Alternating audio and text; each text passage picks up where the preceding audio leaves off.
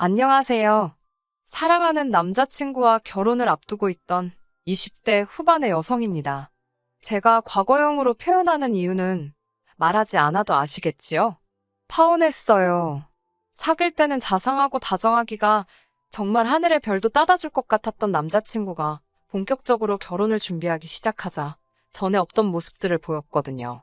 속된 말로 저를 다잡은 물고기라고 생각하기라도 했는지 말이에요. 변해버린 남자친구에게 크게 실망했고 똥인 걸 알게 된 이상 굳이 맛을 볼 필요는 없잖아요.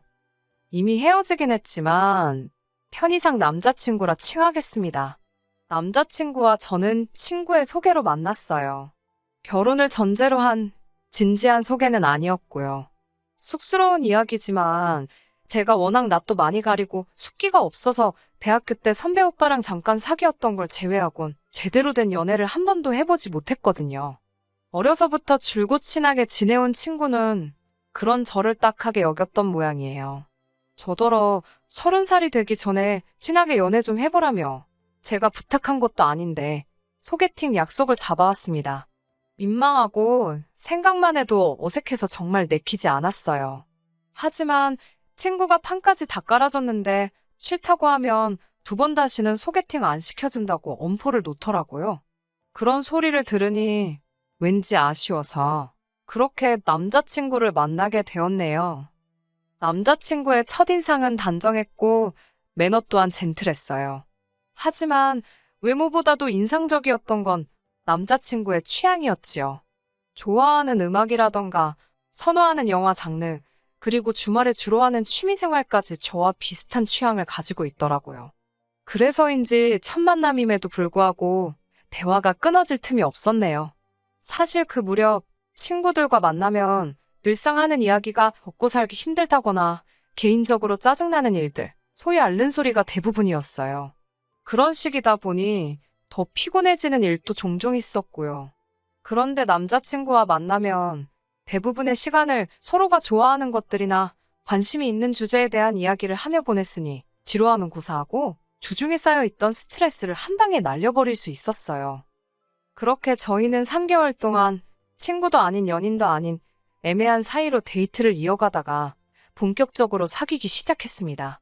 나중에 남자친구가 말하길 굳이 사귀자고 해야 한다 생각을 못했다대요. 그리고 사귄 지 8개월 만에 남자친구가 저에게 프로포즈를 해왔습니다. 저와 함께라면 앞으로도 어디서 무얼 하든 즐겁고 행복할 것 같다면서 결혼해달라고 하더라고요.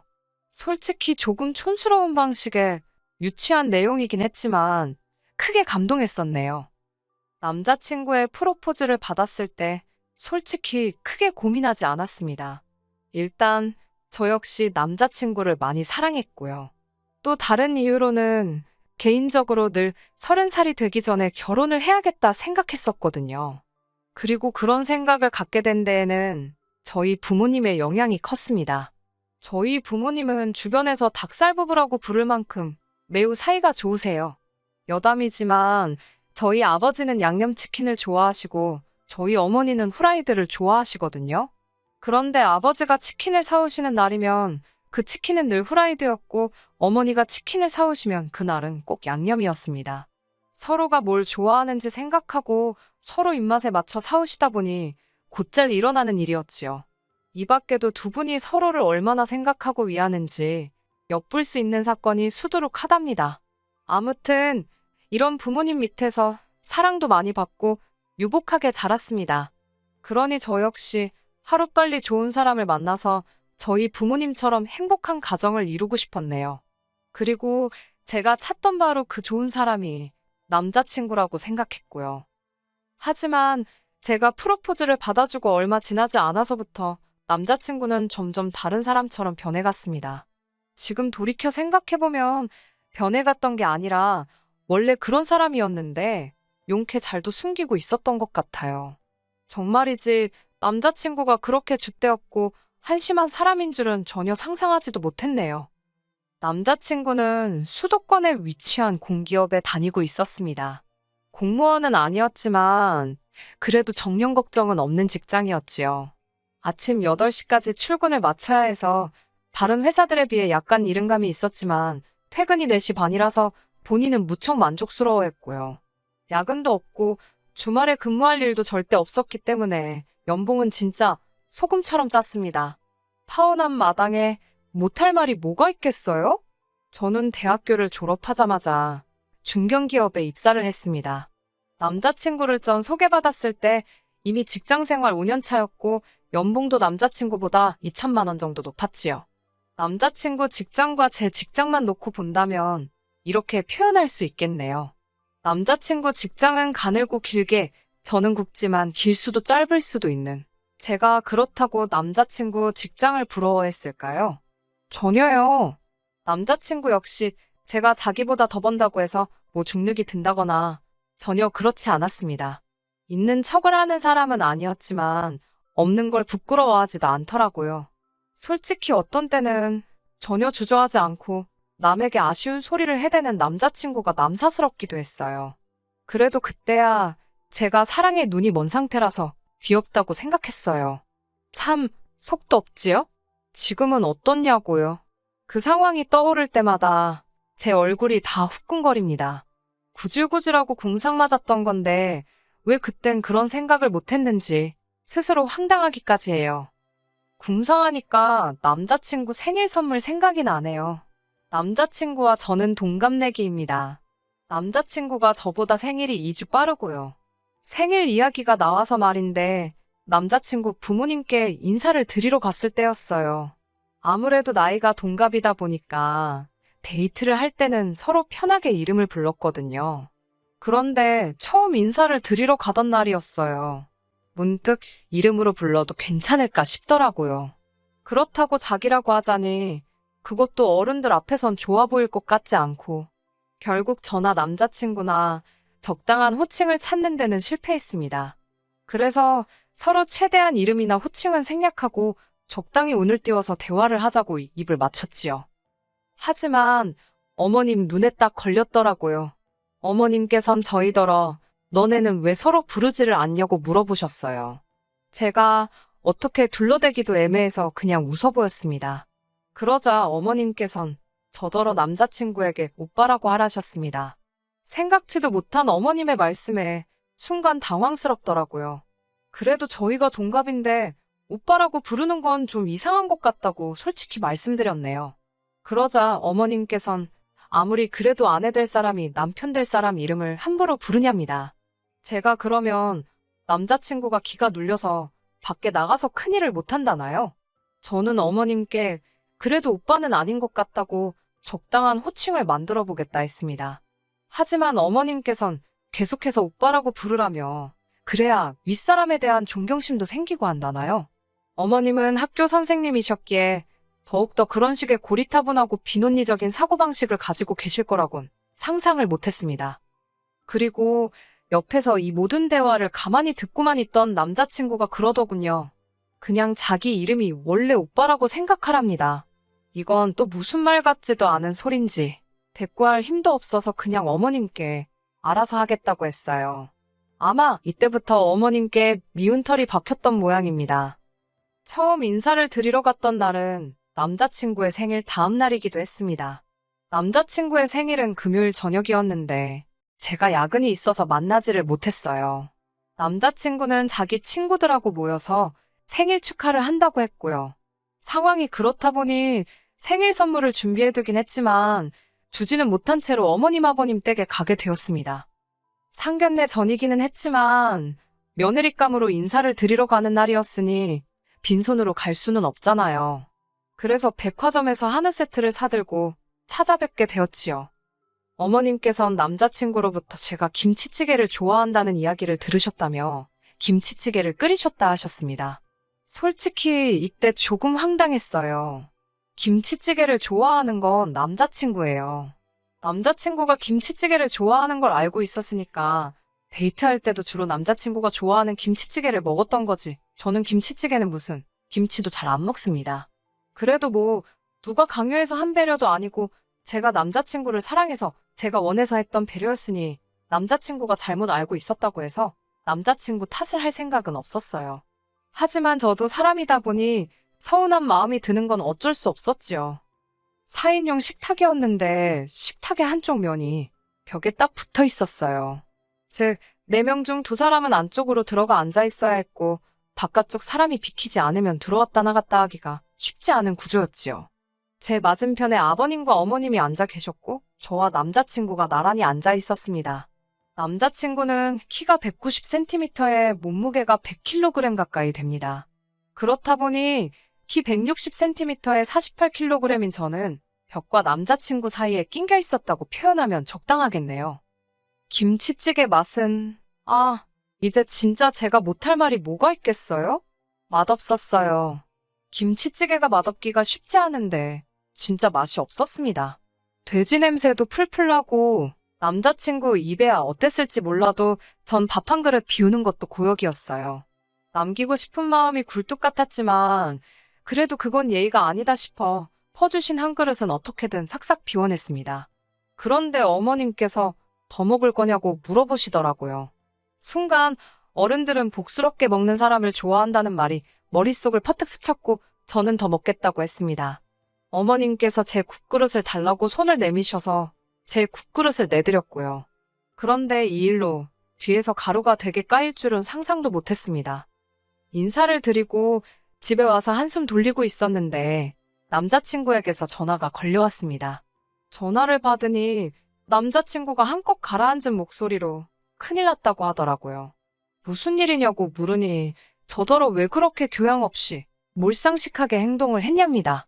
황당해서 그게 다 무슨 소리냐니까 아까 어머니께서 찌개 더 줄 거냐고 하셨을 때 왜 그릇을 드렸냐는 거예요. 그릇을 달라고 하시니까 드렸다고 난 지금 네가 무슨 소리를 하는 건지 모르겠다고 저도 짜증이 나서 화를 냈습니다. 말을 할 거면 똑바로 하라고요. 그러자 남자친구가 한다는 말이 어머님께서 그러시더랍니다. 며느리감이라고 인사드린다고 온 애가 지가 먹을 찌개도 지 손으로 퍼먹을 생각을 안 하냐고요. 다른 가족들이 더 먹을 건지 필요한 건 없는지 제가 알아서 나서서 챙기는지 안 챙기는지 어머님께서 계속 저를 지켜보고 계셨다는 거예요. 제가 어이가 없어서 그러니까 네 말은 내가 지금 니네 집 부엌에서 내 국그릇 들고 찌개 더 먹겠다고 설쳤어야 된다는 거냐고 물었습니다. 그러자 남자친구도 제 말이 맞는가 싶었는지 한동안 말이 없더라고요. 그러더니 기껏 한다는 소리가 그냥 어른이 그렇다면 그런 줄 알지 넌 뭘 그렇게 따지고 드냐입니다. 아까도 오빠 소리 하라고 하면 그냥 내하고 어머님이 보실 때 하는 척만 하면 되는 걸 그렇게 안 한다고 뻗팅기더니 지금도 보랍니다. 그냥 내가 생각이 짧았다. 앞으로는 알아서 잘해보겠다 하면 될 것을 니네 집 부엌이 어떻고 저떻고 왜 그렇게 시시비비를 가리지 못해 안달이냐는 거예요. 그러더니 막판에 한마디 덧붙인 게 아주 가관이었습니다. 여자면 좀 조신하게 알겠어 소리 좀 하랍니다. 다 저 잘되라고 하는 소리지. 저 괴롭히려고 하는 소리가 아닌데 뭘 그렇게 따지고 드냐고요. 그 소리를 딱 듣고 나니까요. 솔직히 남자친구가 아니라 무슨 조선시대에서 넘어온 모질이인가 싶더라고요. 설령 어머님이 말도 안 되는 억지를 쓰시더라도 남자친구가 중간에서 잘 끊어냈으면 되는 거잖아요. 구태여 말을 전하지 않을 수도 있었고요. 이 상황에서 결혼하면 사사건건 어머님의 억지 논리를 상대하게 생긴 건 불보듯 뻔한 일이었고 남자친구도 남편이 아니라 남의 편이 되는 건 시간 문제겠더라고요. 그래서 너 그 썩어빠진 정신머리를 고치던가 아니면 이 결혼은 없었던 걸로 하자 했습니다. 나는 앞으로도 할 말은 하고 살 거고 억울한 일은 그냥 넘어갈 생각이 없으니 이런 나를 감당할 수 있으면 결혼하는 거고 자신 없으면 손 떼라고 했네요. 난 어머님이랑 당신 비위 맞춰주려고 결혼하는 거 아니라고요. 이후로 한 2주 가까이 연락이 없었습니다. 제 생일에도 축하한단 말 한마디 없더라고요. 이미 서로 연락을 끊고 일주일이 지나갔을 때 전 저희 관계가 완전히 끝났다고 생각했어요. 그래도 사람이니까 생일 축하 인사조차 받지 못했을 땐 기분이 울적하긴 하더라고요.